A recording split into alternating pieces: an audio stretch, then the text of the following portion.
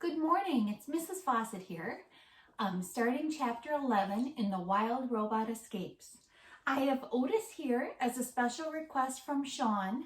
Sean, Otis misses you too. Chapter 11, The Stragglers.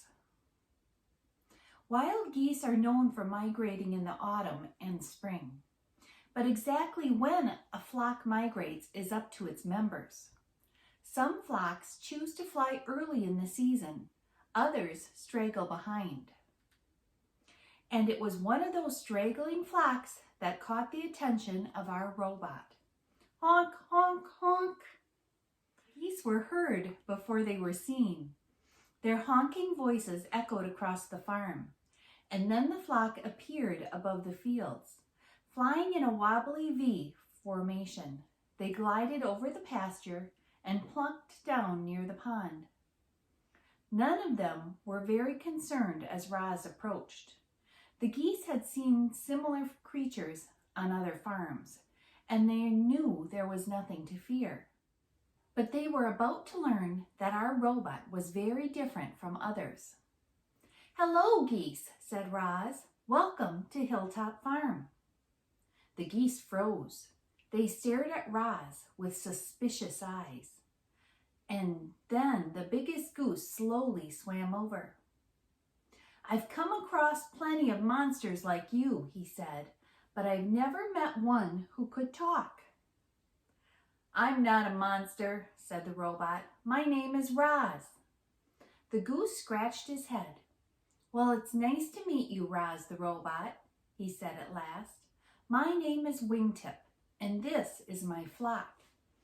Roz gave a friendly wave, and soon the flock was gathering around, curious to meet this odd character. As you can imagine, the geese were shocked to learn that Roz had a goose for a son. They asked her all kinds of questions about Brightville, about her old life on the island, about her new life on the farm. Then Roz asked them a question of his own. "Do you think Brightville's flock will ever come this way during migration?" "Doubtful," said Wingtip. "It sounds like his flock takes the eastern flyways. They never come this far west." The robot slumped with disappointment.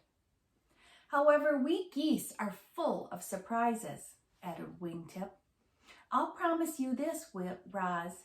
If we ever meet Brightville, we'll point him in your direction." The talk was interrupted by giggling and barking. The children were taking their dog for a walk. Roz couldn't be seen chatting with geese, so she whispered a quick goodbye to her new friends and went back to work. And when she looked down at the pond later that day, she saw that the flock had gone. Chapter 12, The Homesick Robot. We all feel homesick at one time or another. Even the robot felt something like homesickness. Roz belonged with her son and her friends on her island. She was determined to find her way back there, but how? If the robot was seen doing anything unusual, Mr. Sharif might have her destroyed. Roz had to be careful. So she calmly went about her farm work, day in and day out. But all the while, the homesick robot was secretly planning her escape. Chapter 13, The Electronic Signal. Beep, beep, beep, beep. A message was flashing on Roz's computer. The drone was reporting that gusty winds had sent it spiraling into the neighbor's bean field. So the robot grabbed the big heavy toolbox and marched out to clean up the mess. Roz found the flying machine upside down with its landing gear poking above the rows of leafy plants. It had some scrapes and scratches, but no major damage. She flipped it over, brushed it off, and tightened a few screws. Then she said, "Return to Hilltop Farm." The engines started buzzing and the machine lifted off the ground and flew home. As Roz marched back, she cut through a strip of forest that separated the two farms. There were trees and ferns and rocks and shrubs and small forest animals. It was a little piece of wilderness. And suddenly the robot was thinking of that wild island that she missed so much. Someday she would try to run away and return to her true home. Was this the moment for her escape? Could it be as easy as sneaking off through these trees? No, it couldn't be that easy. Ahead on the other side of the trees, Mr. Sharif was sitting in his pickup truck watching Roz. Because of the robot's electronic signal, he knew she had stepped off the property, and he had raced out there to see what she was up to. Roz marched over to the truck, and Mr. Sharif leaned out his window. He had a serious expression on his face. "Don't ever leave the property without my permission, understand?" "I understand," said Roz. She understood all right. She understood that she was always being watched. She understood she was trapped on Hilltop Farm. Chapter 14, The Sad Truth. That night, while everyone else was sleeping, Roz stayed up with her computer and researched sneaky subjects. She looked for diagrams of her own body and for maps of the area and for any news that might help her escape. But the robot found nothing. The computer only let her access information about farming. She was cut off from the outside world. It was clear that if Roz wanted to escape from her new life, she would need help.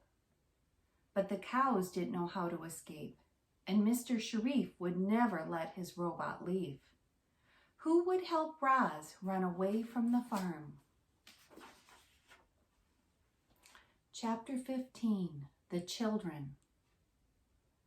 As time rolled by, Roz saw less and less of Mr. Sharif, but she saw more and more of the children. They were shy at first.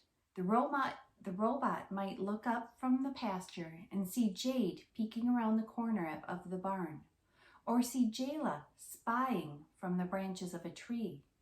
But the children were growing bolder. And then one day, Roz marched up into the workshop and heard giggling. She walked to the closet in the back, opened the door, and there was Jayla, smiling and trying not to laugh. "I'm hiding from my brother," whispered the little girl. "Close the door." The robot closed the door. A minute later, Jad ran in, flushed and out of breath. "Hey, Roz, have you seen Jayla?" The robot just stared. "I know she's in here," said Jad. He began prowling around the room. He searched under the work table and behind the tool chest and behind all the bulky woodshop machines. Finally, he marched up to Roz and said, "I order you to tell me where my sister is hiding." The robot pointed to the closet. Jad smiled mischievously and tiptoed over. Then he flung the door open and screamed, "Found you!" "No fair," Jayla whined. "Roz showed you where I was." The girl scowled at the robot. "That wasn't very nice, Roz. But you can make it up to me by playing hide and seek. Count to 100 and then try to find my brother and me, okay?" There was a brief pause. Then the robot said, "Okay." Jayla and Jad squealed with delight and scampered out the door as Roz started counting. The robot's sensitive ears listened carefully to the children outside. She heard quick footsteps crunching across the driveway. She heard a giggle and the sounds of tree branches shaking. She heard a grunt and the sounds of hay bales being shoved aside. When the robot finished counting, it took her exactly 5 seconds to find Jayla up in the tree. It took another 8 seconds to find Jad in the hayloft. "Wow, Roz is really good at seeking," said Jad as he picked hay from his hair. Jayla snorted, "Yeah, well, let's just see how good she is at hiding." Roz was even better at hiding. While the children counted, the robot silently slipped away, and an hour later, they still hadn't found her. The siblings stood in the driveway, defeated. "We give up, Roz," shouted Jad. "You win," shouted Jayla. The junk pile beside the barn started moving, and Roz appeared.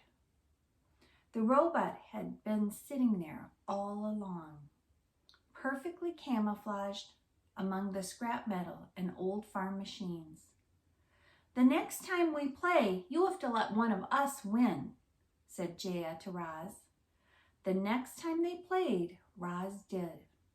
The robot enjoyed playing with the children. They brought a little lightness into her world, and she hoped to bring a little lightness into theirs. Life must have been dark since their mother passed away. However, Roz had another reason for wanting the children around.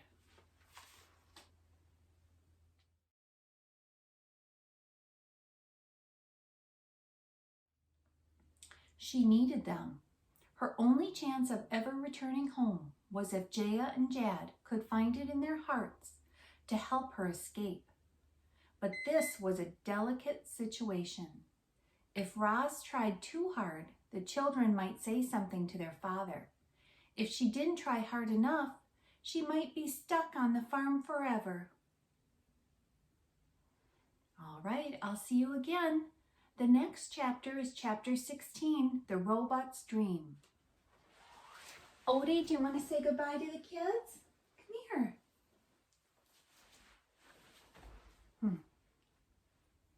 Odie says goodbye. He says he's sleepy and he needs a little nap.